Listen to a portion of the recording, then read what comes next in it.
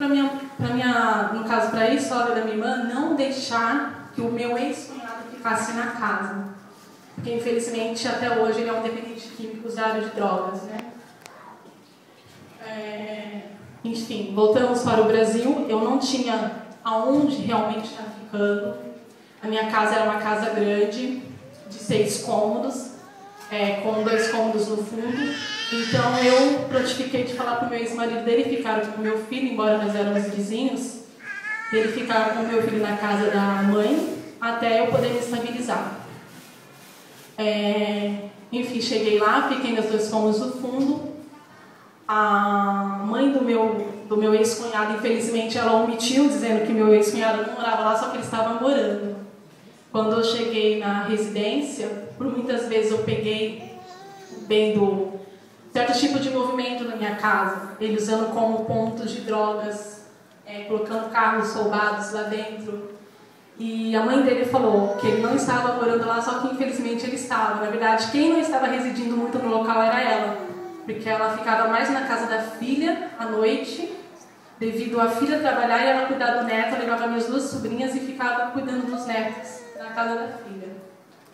Chegou um tempo que eu saí, uma vez à noite, eu ia até a minha lavanderia, eu fui lavar roupa, cheguei de serviço.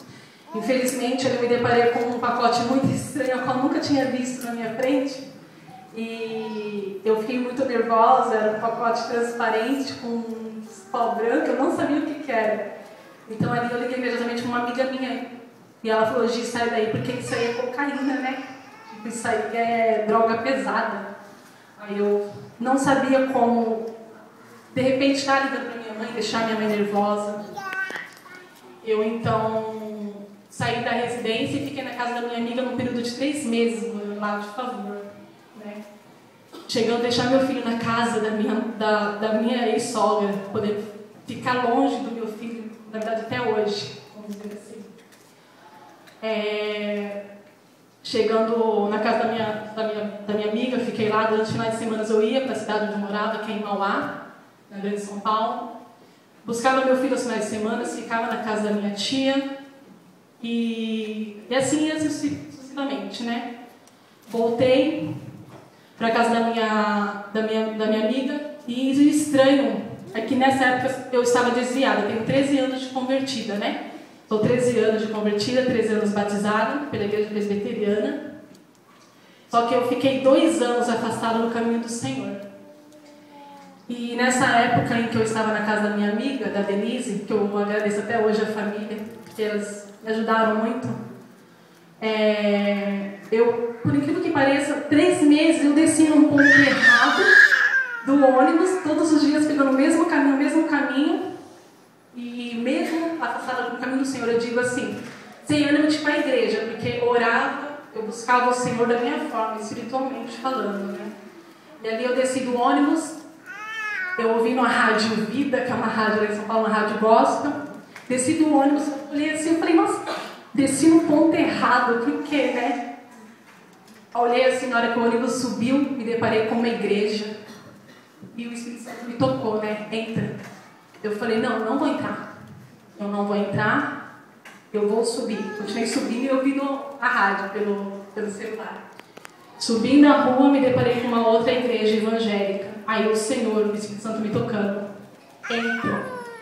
Aí eu, teimosa, falei, Senhor, se é o Senhor, me coloca outra denominação na frente que eu entro. Eu cheguei, subi a rua. Na hora que eu estava descendo a rua da casa da minha amiga, começou a chover, eu abri o guarda-chuva. Eu desci direto, voltei, passei em frente de uma igreja muito pequenininha, muito simples. Deus é Amor, não sei quem conhece a igreja no Brasil. E, irmãos, eu cheguei bem na hora do término da palavra. E na hora que eu entrei na igreja, só coloquei o pé na igreja, a pastora falou. A pastora não, né? Deus falando, né? Por que você chora querendo a chave da tua casa, sendo que você não conquistou ainda a glória do reino de Deus?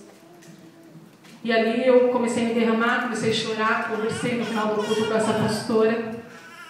Durante aquela semana Deus começou a agir. Minha mãe me ligou falando que ela havia falado com a ex-sogra da minha irmã, pedindo que ela devolvesse a casa. Ela falou, vou devolver a casa, então a Gi pode estar voltando, né? Voltei, fiquei durante alguns dias com meu filho em casa, numa sequência assim, tipo, até boa, né? Só que infelizmente passou-se uma semana, 2 semanas, eu cheguei do trabalho um pouco tarde, cheguei em casa, cheguei na casa da minha ex-sogra, meu filho já estava dormindo. Eu falei, então não vou pegar, pego ele amanhã, né? Voltei para casa, para minha casa. Ao chegar na minha casa, verifiquei tudo apagado, tudo fechado, na verdade, tudo fechado, tudo, né? Tinha um salão, minha mãe tinha uma quitanda, lavanderia, tudo bem fechadinho, tudo trancado. Fui dormir, com a televisão ligada, que eu tenho costume. Durante a madrugada, eu abri, no caso, durante a madrugada, eu acordei, estava um escuro, tremendo. Aí eu olhei assim, eu falei, nossa, tudo escuro, o que aconteceu? Aí eu falei, nossa, acho que as luzes apagaram, né? Deve ter dado um breu, apagaram a luz, acabou a força. Quando eu fui ver, me deparei com um vulto ao lado da minha cama. E nesse vulto, eu acordei meio que assustada, eu olhei e perguntei, quem que tá aí? Né? E ele me respondeu, né? O nome do meu ex-cunhado é Odair. E ele respondeu, sou eu, Gil, Daíri. E ele tentou, no caso, né, abusar, né? Assédio, né, no caso. Só que Deus, ele interviu naquela hora, eu tive o livramento.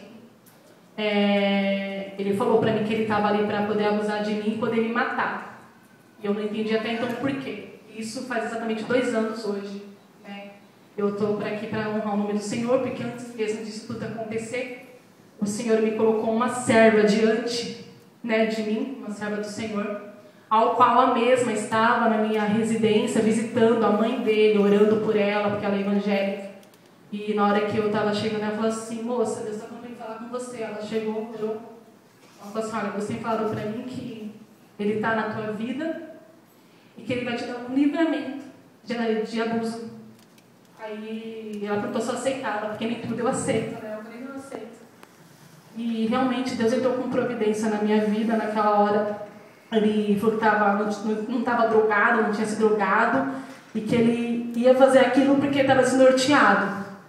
Só que, infelizmente, eu tive que mentir para ele, levando ele a acreditar que ele não faria aquilo, que eu poderia ficar com ele numa outra ocasião, que não fosse o momento aquele, porque eu estava muito nervosa. Aí eu falei, não, eu fico com você, mas não agora, porque ele se mostrou estar gostando de mim, né? Eu falei, eu fico com você, mas não hoje não dá, eu estou muito nervosa, não dá, sabe?